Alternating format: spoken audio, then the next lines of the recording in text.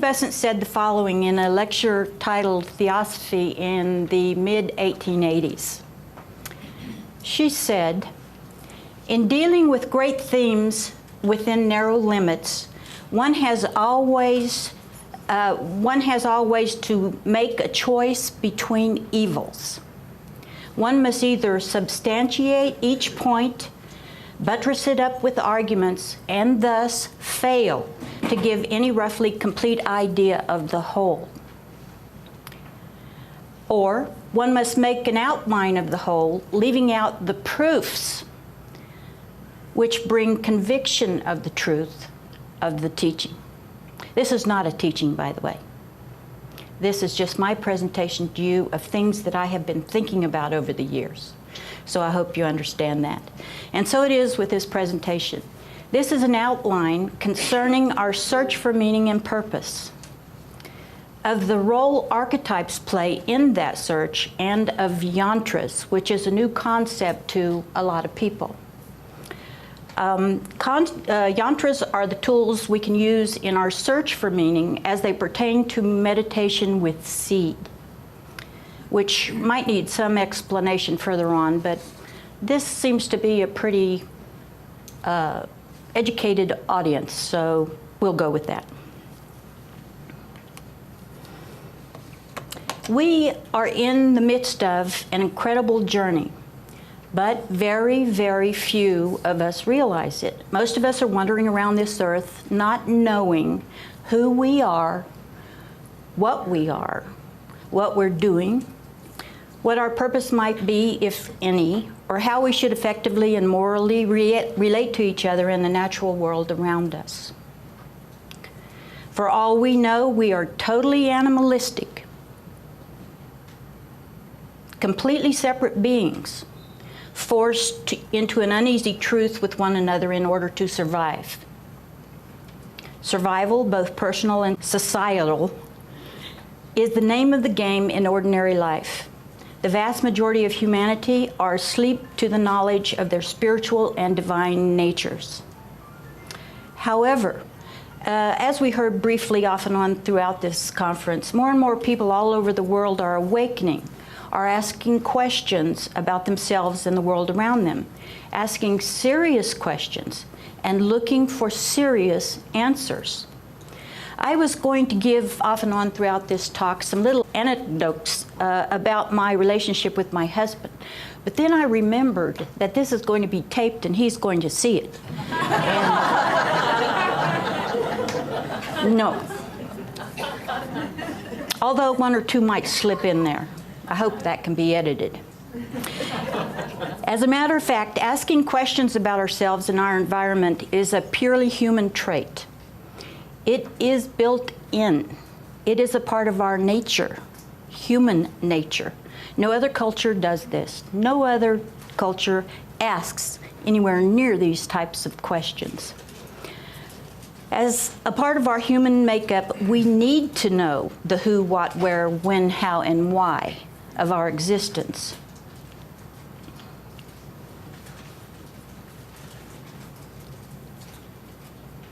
I was going to make a snide comment about my husband always asking me these questions, but I thought better of it.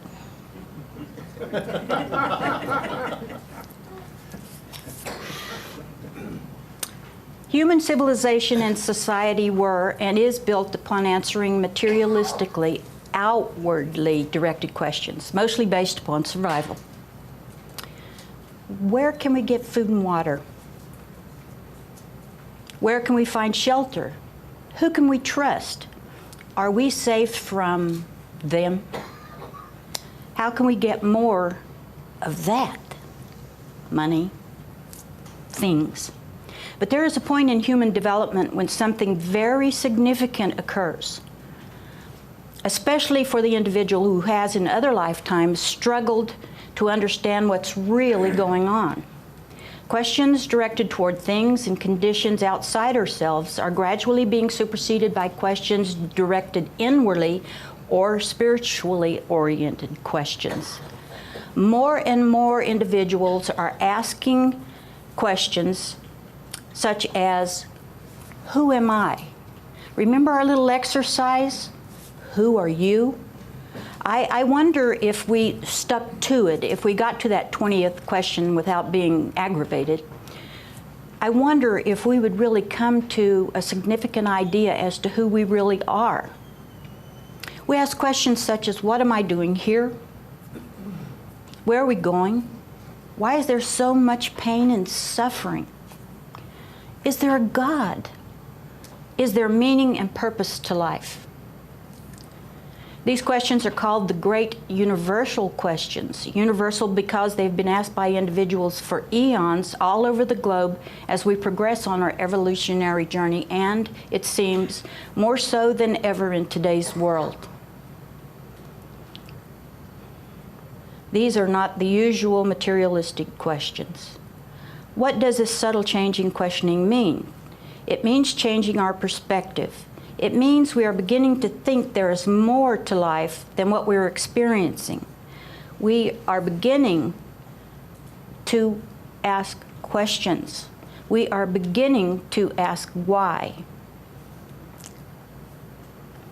And I've got to get used to this doohickey. Universal questions mean universal answers are available. There is an occult truism, knock and it shall be opened unto you. Ask and it shall be answered. But who is it that we are asking these questions of? Whose door are we knocking upon? Keep that in mind. If it is human nature to ask questions, why? Why is it human nature? If questioning is universal to all humans, the act of inquiry must be built in. It must be part of an innate quest to find meaning, to find a deeper sense of identity, to fulfill a particular destiny or calling, for self-realization and spiritual enlightenment. But how and where does this need to know to obtain answers arise? More importantly, why can we more or less expect, as we're asking these questions, to find answers, and where do we find them? Here's one. I've personally given up trying to answer my husband's questions. I've given up. Be ye perfect, as thy Father in heaven is perfect. Very theosophical. That's what we're doing, trying to be perfect through the evolutionary process, through reincarnation and the process of karma. We know as Theosophists, or we understand, or we try to understand, that life is one, and there is a divine plan for existence, but for all that is, not only for humans. There is meaning and purpose to life simply because we are part of the overall matrix of the universe, of that which ensouls it, and we are inseparable from it. If we ask sincere questions about our place in that, we will receive answers. Ask and it shall be answered, knock and it shall be opened unto you. Keep in mind, again, who is it that we're asking? Upon whose door are we knocking? We're in the middle of an obligatory journey just beyond the halfway point, and it is important to understand, if only superficially, what this means, why it is significant. We are here. No, we're not. We're here. Right there. We are homeward bound. We are on the homeward bound return part of our overall evolutionary journey. Consciousness slowly uncovered, returning to the state of oneness. The outward bound part of our evolutionary journey, away from our divine home, is over, and it's important to know that every human being is on the return trip or path back to our source. But there is a tremendous, tremendous obstacle in our way. separateness. And we find ourselves, because of the highest in us, the oneness that is in our core and our ordinary life, we find ourselves in a struggle between our feelings of separateness and that oneness which is deep within us. We are at the versus point between that, separateness versus oneness. But we seldom hear what I'm going to say next, and this was a real revelation to me, because we're not supposed to feel this way. Right now, don't feel separate. We are not separate. Don't feel that way. But it is natural to feel separate from all others and all things. It is a natural process. It's part of that evolutionary process. And we have spent eons and eons in this state. And we have developed our psyche and our thoughts and an identity around separateness. So it's natural to feel that way. Why? In theosophical terms, the process of evolution into denser and denser fields of matter clouds consciousness of the one in all as our various bodies, or vehicles of expression of consciousness, obscure the divinity within. Our five senses and our thoughts further limit the expression of consciousness in this physical world of objective experience. To move in the direction of unity, however, seems to be the natural process, and I believe that it is so. So we are moving from separateness to oneness, but there is a struggle there.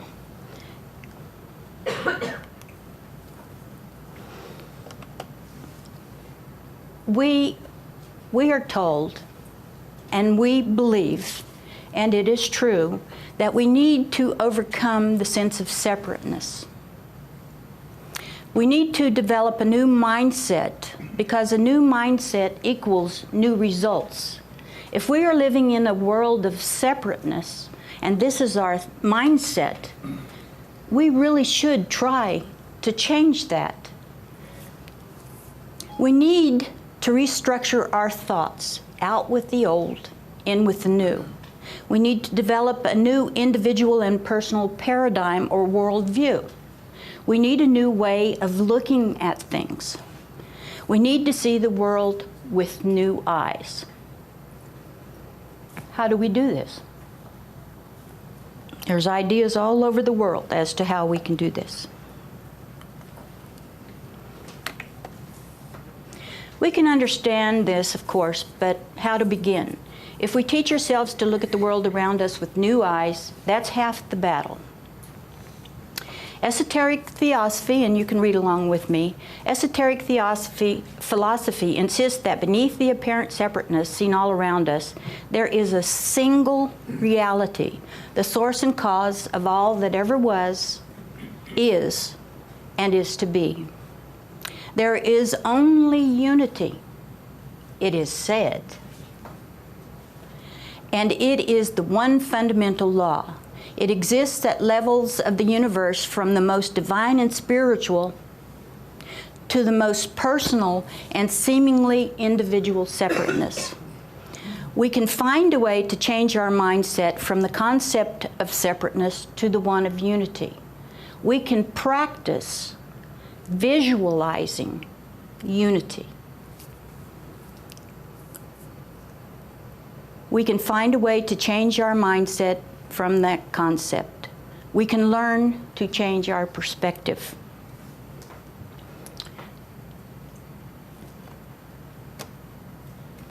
But note that we have already started this process. Some of us may not know that, but we definitely have. So the rest of this should be easy. We're searching, but perhaps don't even know what we're searching for. Maybe we even feel a certain dissatisfaction with life, and so are unconsciously looking for some soul-satisfying something which we may not be able to name. Changing our mindset to overcome conceptions of separateness, requiring, and I love this phrase, peopling our minds. You've read the book about thought forms? These thought forms usually in the normal human mind. Of course, I'm not saying we're abnormal, but is all centered around separateness. And if we can change that, we can more easily approach the concept of oneness here and now. Changing our mindset to overcome conceptions of separateness requires peopling our mind with counterpoints to our egotistically and materialistically oriented thoughts, and overshadowing or even canceling out these thoughts with thoughts of unity and brotherhood. Brotherhood in the sense of coming from the same universal parents, not simply as the practice of goodwill altruism. We are told that altruism, practicing that and helping people, is brotherhood, but it's much, much deeper than that. Fundamental unity is the nature of the universe, and it is our separateness that doesn't allow us to see that. We are true brothers and sisters whether we like it or not, whether we love one another or not, whether we are kind and considerate of one another or not, whether we continue to maim Mother Nature and kill our fellow creatures and man or not. Think about the foundation upon which brotherhood arises from a theosophical standpoint, and you can more easily understand this. Our ordinary day-to-day thoughts are the results of psychological development in a world experienced through our five senses and the thoughts we've accumulated through the ages. Our senses and our thoughts have limited us in every respect.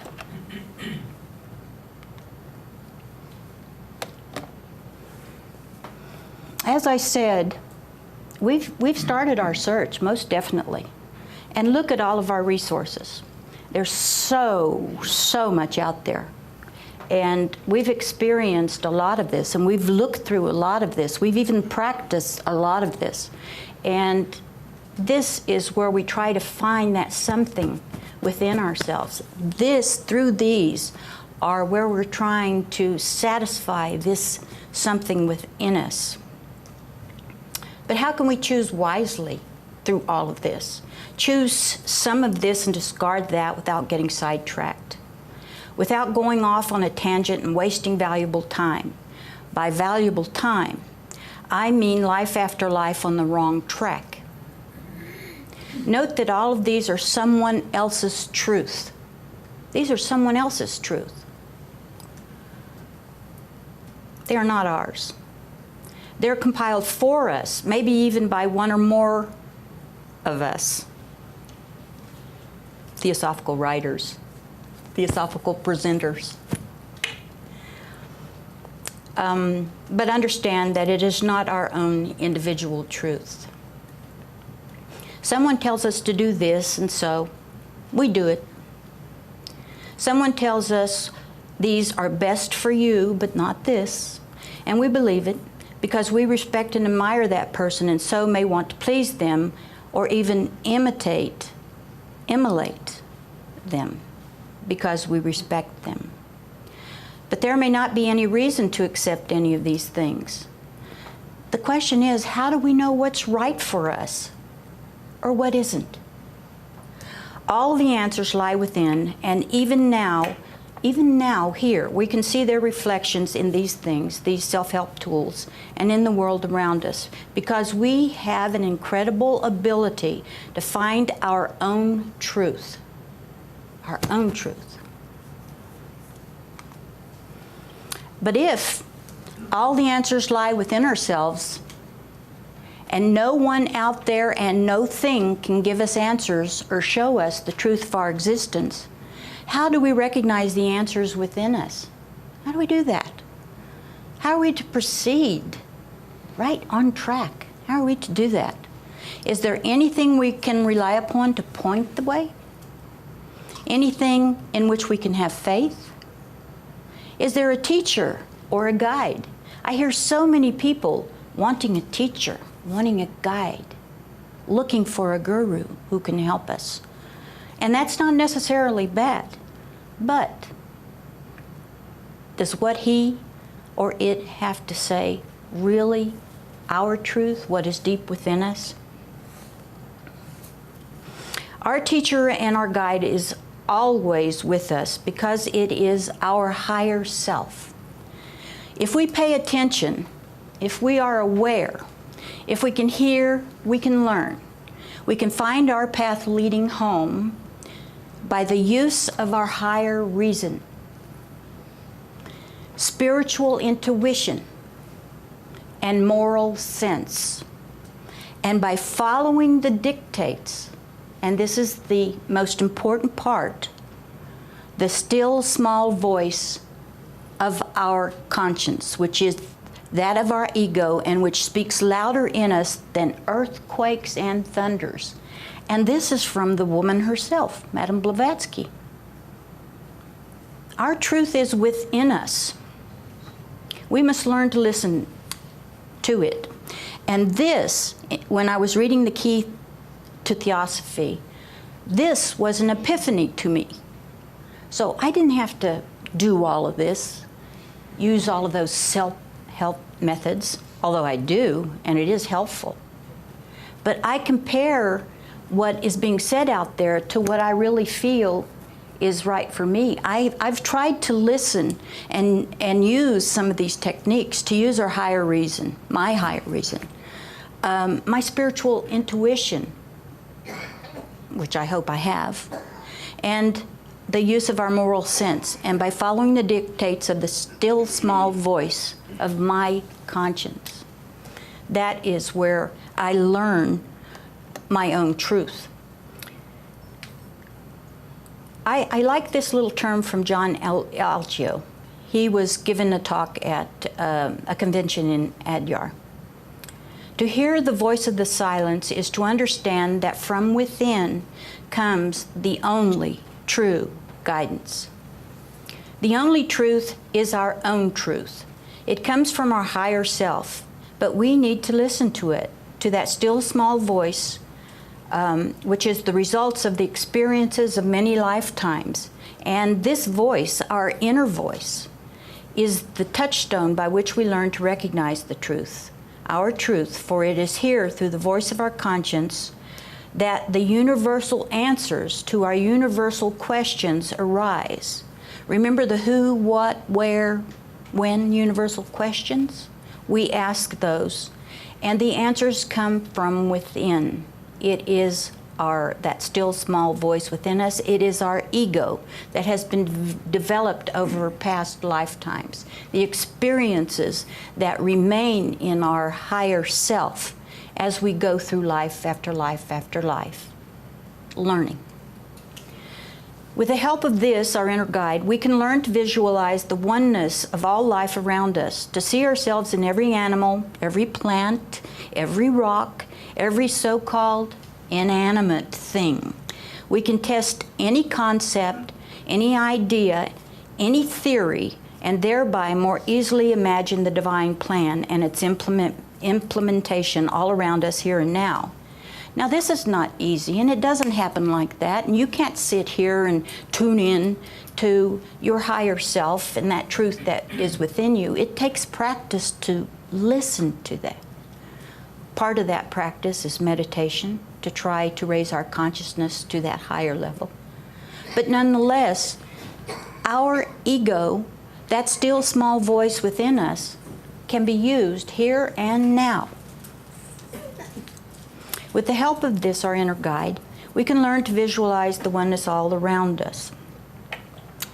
Here's one of the points that I really wanted to make, and it concerns archetypes. We can test any concept, idea, and theory, and thereby more easily imagine the divine plan and its implementation all around us here and now. Everything has an archetype, a differentiated reflection of the one, and is therefore of the divine plan.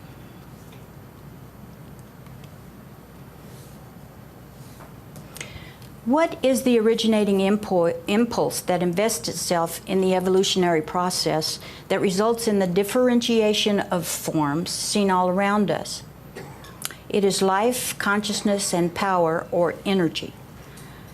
This originating triplicity is fairly easy to visualize, fairly easy to visualize for two reasons. Because we have to use them to do the same thing all the time. We, life, picture an idea through consciousness and implement it through power. Our ideas, therefore, mirror divine ideation, and our implementation of these ideas reflect the archetypal process and resultant forms generated by those ideas. So there is this comparison that we can use to understand the nature of forms around us and those archetypes that are within them. It's easy to attribute these attributes to humans, but to animals, all of these, all animals, even the most minuscule, to plants, even the one-celled plants. What about so-called inanimate objects? Gems, metals, rocks, clouds, stars. What is it that animates even the so-called inanimate? The very same. The Theosophical concept concerning absolute oneness includes everything, and we should not forget that. Everything, even to us inanimate, so-called lifeless objects. Nothing is lifeless. The only difference is the degree of life expressing itself. If we are to change our mindset, our perspective, repopulate our minds in order to more easily perceive the inseparable oneness in all and deep within ourselves, we must understand that there is no separation between spirit and matter. Even common, ordinary, hardcore matter, no matter what our senses tells us. Archetypes are ideas or ideals first, finding expression, evolving toward perfection through forms of every kind. And all things, all forms of every kind, have a spiritual center or essence. Cosmic builders use the divine plan to construct forms of every kind and nature within which differentiated consciousness clothes itself in the involutionary stage of evolution. The archetypal realm is that dimension of reality that is the creative source of the energies that dynamically animate and inform life in all its expressions. Enacting archetypal themes in every moment, pervading reality on all levels, physical, which means here and now, psychological, our makeup, emotional, intellectual, socio-cultural, mythic, and spiritual. And we can find these ideas in book after book.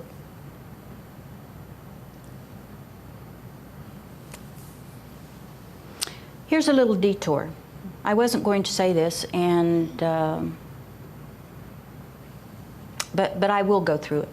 There's a common idea in sociology that equates the belief in nature's inherent spiritual forces within so-called undeveloped societies as primitive beliefs, that those beliefs are somehow inferior to our own culture's more advanced materialistic beliefs. In today's burgeoning one-planet consciousness, the beliefs of those undeveloped societies are on solid ground, and becoming more so, as parallel beliefs begin to blossom even within developed societies such as our own. Some societies in today's world have not lost the concepts of an underlying spiritual or divine presence in all things. People here and there around the world still believe in one idea or another that all things possess a spiritual component or essence. Three of those concepts are animism, mané, as in mayonnaise, mané, and numinosum.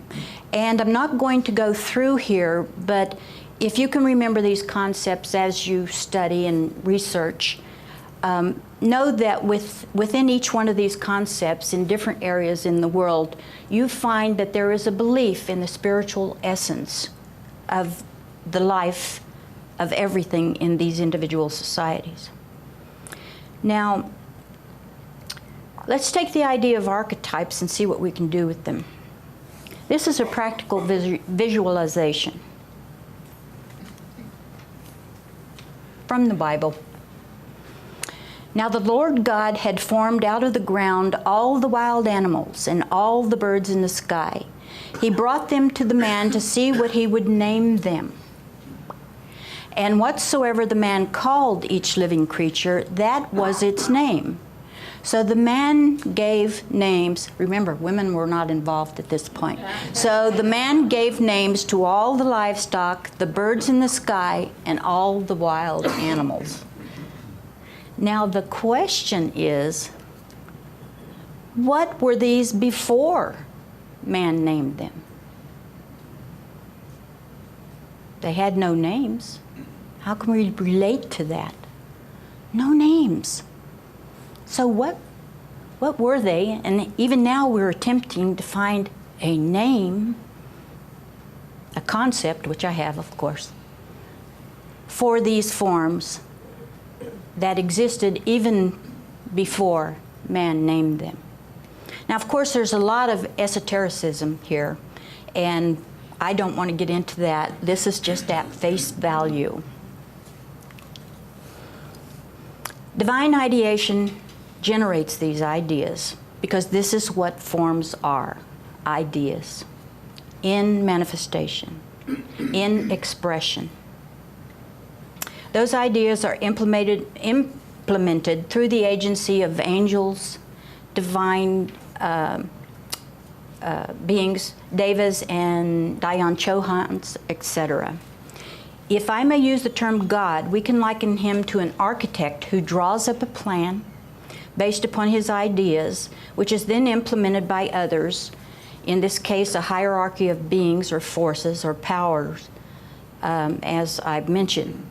Those ideas eventually wind up as the forms we see all around us and are imbued with the life, consciousness, and power of the one architect and that which we find within ourselves. It is when we name these forms and individualize them that our perception sees them as separate from one another and from ourselves. To get back to the question, what were these before man named them? Each creature sharing the attributes of the one divine source, as we do, reflect these states of being, because these are states of being. That which they were before Adam named them were states of being, a particular type of being, a differentiation of the one being. Each creature sharing the attributes of the one divine reflect these states of being, discrete or differentiated ideas in expression through form. We can visualize these states of being en route to understanding the concept of oneness. Think for a moment of an oak tree. What is its state of being? Treeness. Its state of being is treeness. When you think of a forest or woods, don't think of the forest and the woods or that individual tree or that different kind of tree. Think of treeness. And when we see a bird, think of birdness. When we see a flock of birds, the state of being for that flock of birds, the archetype within it, is birdness, the idea of bird. When we see an ant, we have a favorite pet, a dog, a cat. Think of these as antness, dogness, and think of how many dogs are out there. All of those dogs share the archetype of dogness. Our cat shares the archetype of catness. And here's the test. What is the archetype of you, of us, as human? Humanness. Treeness. I'll go through these. Birdness. See anything different there? Birdness.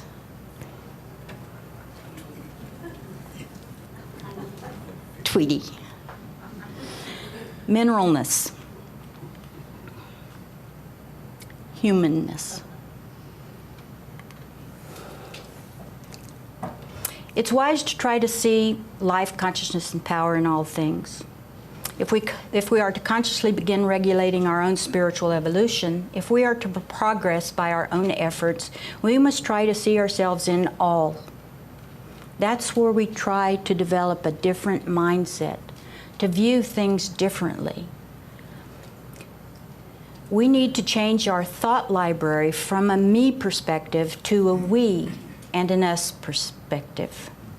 Archetypal inanimate objects can also help us develop our oneness and unity mindset through the use of such objects and symbols in the early stages of the meditative process.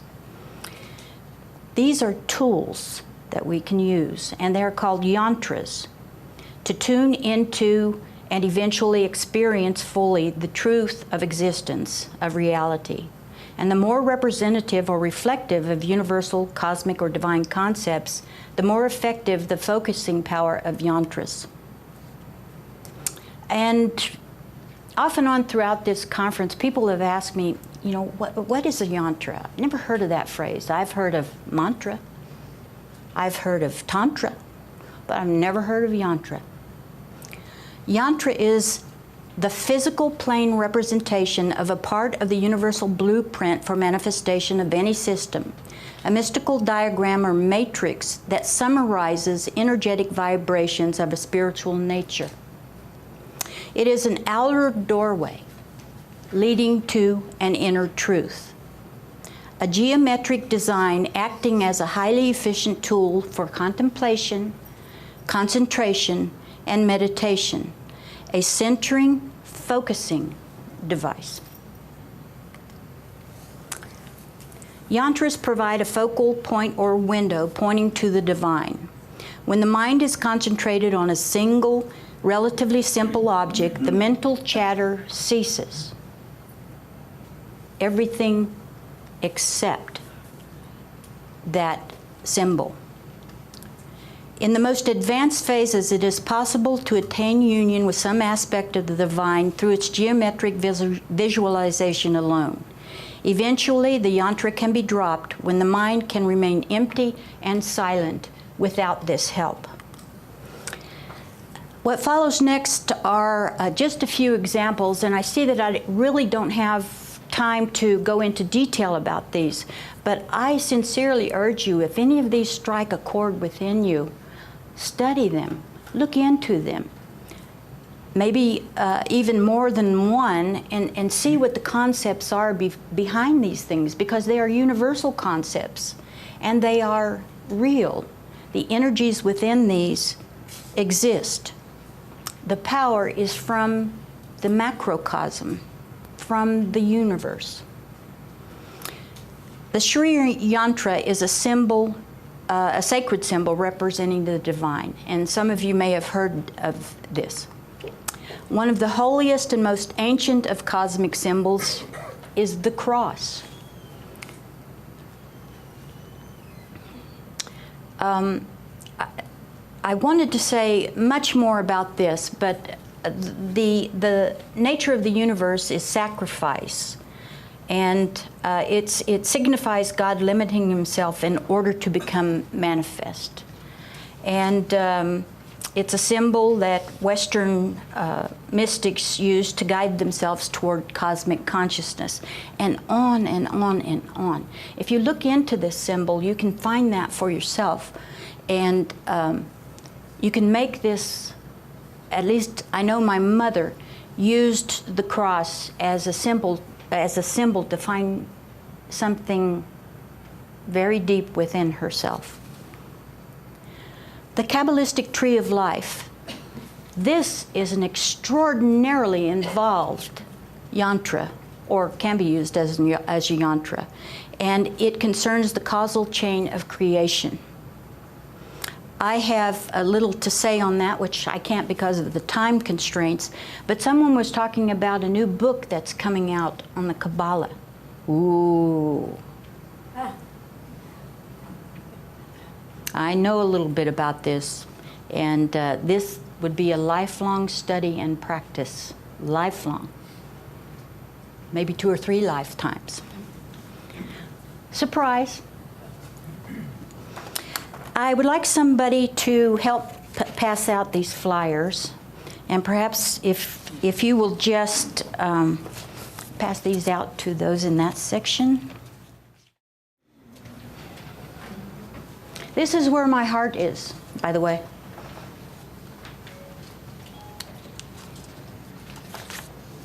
I want to read along with you something that the Mahatma K.H. said in one of the letters in the Mahatma letters. Does your BTS, which means the British Theosophical Society, know the meaning of the white and black interlaced triangles of the parent society's seal that it has also adopted? Shall I explain, he says. The double triangle viewed by the Jewish Kabbalists as Solomon's seal is, as many of you doubtless know, the Sri Yantra of the archaic Aryan temple, the mystery of mysteries, a geometrical synthesis of the whole occult doctrine. The 2 interlaced triangles are the Bud and Gams, not Buddha, Bud and Gams of creation. They contain the squaring of the circle, the philosopher's stone, the great problems of life and death, and the mystery of evil. The Chela, who can explain this sign from every one of its aspects, is virtually an adept. And it goes on to explain the meaning or some meanings of the double triangle. And these are very, very interesting. If you were to understand that that our symbol is a archetypal diagram representing the manifestation of the universe, this will help you understand that. Note also that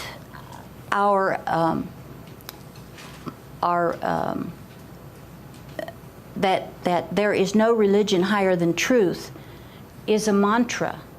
And if I could pronounce this, by the way, Madame Blavatsky says that English won't do it for mantras. She says Sanskrit. If you can pronounce the Sanskrit, that has a power within the formation of the letters and the words combined that produces an effect that mantras are supposed to generate, and do. So if there's anyone out there who can pronounce that, I'd love to hear it. Satyanasti paro dharma. Speak it, say it again. Satyanasti paro dharma. And if we could get a grip on that, we can use that in conjunction with using the Theosophical emblem as a yantra.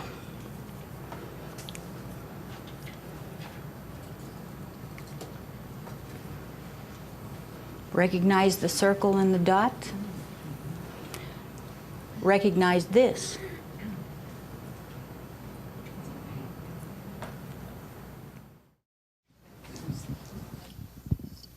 This isn't a question, but I just wanted to say that you were talking about archetypal forms and the interrelation between certain archetypes and stones and, nisses. And I wanted to say, for any of you who aren't already familiar with the book 777, it's a table of correspondences that correlates the archetypes of the Kabbalic tree of life with the pantheons of most of the major world traditions, ancient and modern. There's Buddhism's in there, Hinduism, Christian tradition, and also stones, animals, scents, perfumes, and then it shows, the correlations between all these within the Hebrew mystic tradition of the Kabbalah. So there's only one copy of that in the library downstairs, but there's a PDF of that online if you want to check that out. So Good. Thank you.